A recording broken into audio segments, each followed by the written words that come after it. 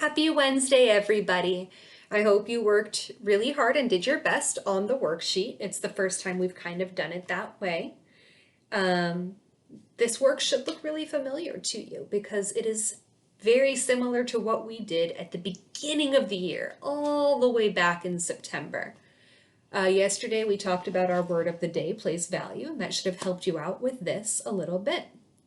There are two questions on this sheet. And the first one says to use a place value chart to think about greater numbers. And write the number 25,049 in the place value chart. Now, it's really important to remember that we should always start filling out our place value charts in the ones place.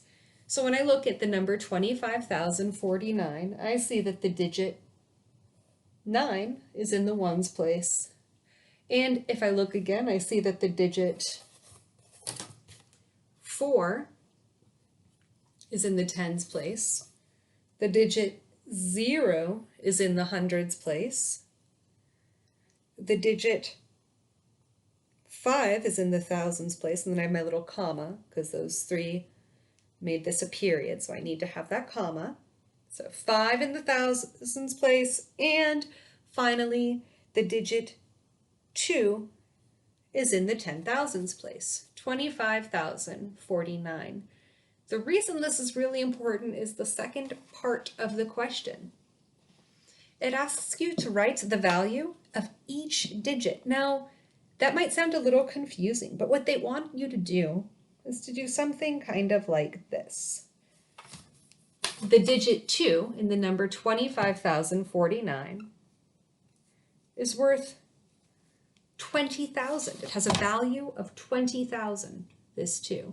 The 5 in 25,049 has a value of 5,000. The value of 0 in 25,049 is, well, 0, but it's 0 hundredths. And I want you to write it like that, 0 hundreds, for a reason. When we start to notice how many 10,000s, thousands, hundreds, tens, and ones there are, we still have to notice our zeros. They aren't something that just disappears when we're describing the number. So 20, this 2 is 20,000, this 5 is 5,000, the 0 is 0 hundreds, the 4 is worth 40, and the 9 is worth 9. So that's all of question 1.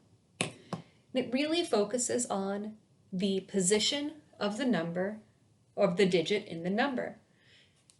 Then we get to question 2, and question 2 is really, really similar to question 1, except, let's see, do you have it? Yes. It is very similar, except for the fact that it has a 0 at the end. Because it has that 0 at the end, that 0 in the ones place, it changes the value of every digit in the number. So we're going to start off again with our place value chart, and we're going to always remember to start with our ones place. And now our number is 250,490. Well, then there's a 0 in my ones place. And then I have my tens place. In 250,490, I have a 9 in my tens place. I have a 4 in my hundreds place. I have a 0 in my thousands place, a 5 in my 10,000s place, and a 2 in my 100,000s place. 250,490. And now I'm going to go ahead and do that same thing I did before with the first number, which is I'm going to write down the value of each digit. Now, in our earlier problem for 25,049, the value of the 2 was 20,000. But in the number 250,490, the value of the 2 is 200,000. And the value of that 5 has also gone up. It is now worth 50,000. But then I have a 0. What did we do with our 0 before? I remember. Since that 0 is in the thousands place, it is worth 0 thousands. Because that place value is still there. Just because there are 0 thousands there doesn't mean that there aren't actually 50 thousands, right? Because of that 5 in the tens place. But the 0 is worth 0 thousands. And the 4 is worth 400. The 9 is now worth 90.